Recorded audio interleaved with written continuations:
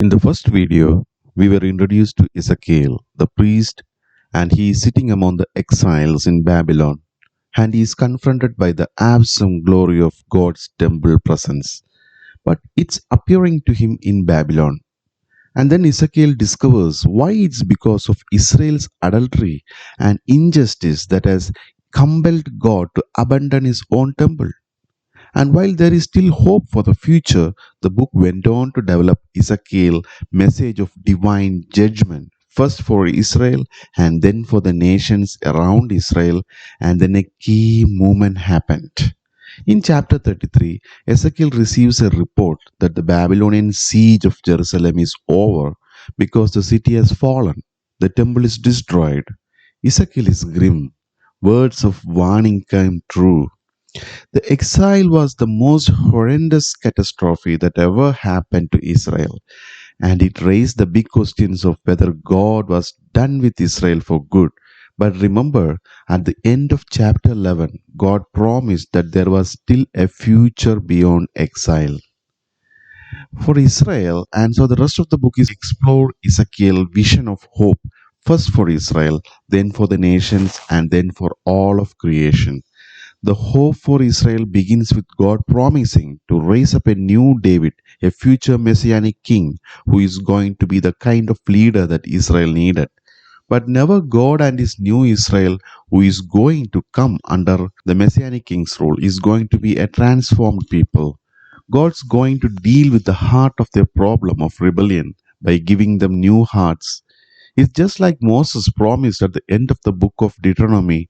God says He's going to remove their hard hearts and send His Spirit into His people to give them new soft hearts that can love and obey their God. And this idea gets developed in the next strange vision. Ezekiel sees a huge valley filled up with dry human bones and skeletons, and God tells him that it's an image, a metaphor for Israel's spiritual state. So the rebellion against God, resulted in exile, in the literal death of many people, but it was also a metaphorical death of their covenant relationship. And God tells Ezekiel that His Spirit is coming to bring His people back to life. And so this wind comes and it causes all of the bones to stand up and it fills them with breath and life. And then skin grows over the bones. And then all of a sudden, Ezekiel sees all of these new humans standing in front of him. Now, this vision, it's recalling the story about the creation of humans in Genesis chapter 2, where God made humans out of dirt and divine breath. And so Israel and all humanity have rebelled, resulting in death. And so the only hope is that God would perform a new act of creation and remake humans in such a way that they can truly live in a relationship of love with God and with each other. And so after God is going to deal with the evil that is the heart of his own people, some questions still remain unresolved. Like what about the evil that's still rampant out there among the nations? And what about the future of God's dwelling place in the temple? And this is what the final two sections of the book are about. So, first come chapters 38 and 39, and they promise God's final defeat of evil among the nations, which gets personified by a ruler who's named Gog from the land of Magog. Now, this name is derived from a genealogy of ancient kingdoms and lands from Genesis chapter 10, and it's referred to powerful nations from the distant past. And so Ezekiel picks up this ancient biblical name as an image of any and all of violent kingdoms. And so we find that God gets allied with seven nations that come from all four directions of the compass, is clearly an image that represents all of the nations. And this also helps us understand why Ezekiel describes Gog with images that he used earlier in the book to describe the king of Tyre and the king of Egypt, Pharaoh. For Ezekiel, Gog is an amalgam of all of the worst, most violent people in the Bible. Gog is the archetype of human rebellion against God. The basic story in these chapters is that Gog resists God's plan to restore his people. And so, just like Pharaoh in the Exodus story, God comes to destroy the people, but God unleashes his justice on Gog. And it's in a flurry of scenes that don't make very good literal sense if you read them in sequence. Because first, Gog and his armies are consumed by an earthquake, but then they are consumed by fire two different times. And then after that, God comes and strike Gog and his army down in the fields where they lay unburied for months. It's clear that these scenes are full of symbol and imagery. Ezekiel has pulled out his entire poetic toolset here to describe how God is determined to finally defeat human evil that has ruined his world. And it's so that he can pave the way for a new creation. And so, once evil is finally dealt with among the nations.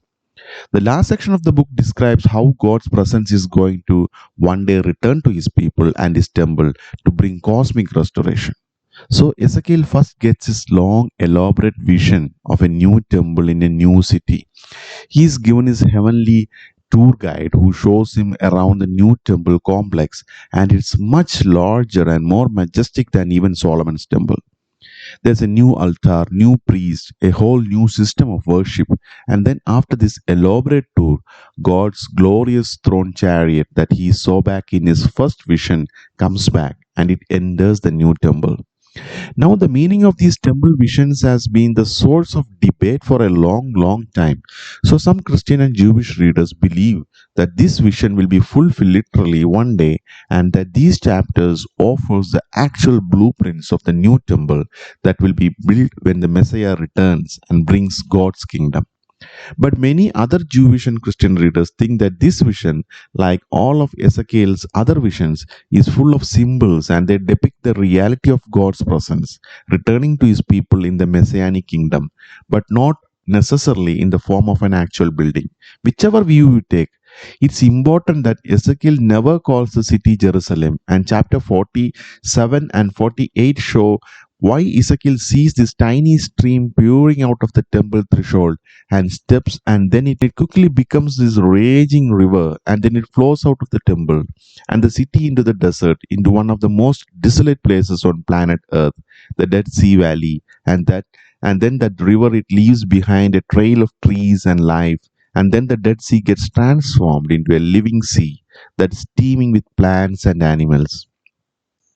All of this imagery comes from the Garden of Eden in Genesis chapters 1 and 2, and we see just how cosmic Ezekiel vision really is. God's plan has always been to restore all humanity and all creation back to his life giving presence.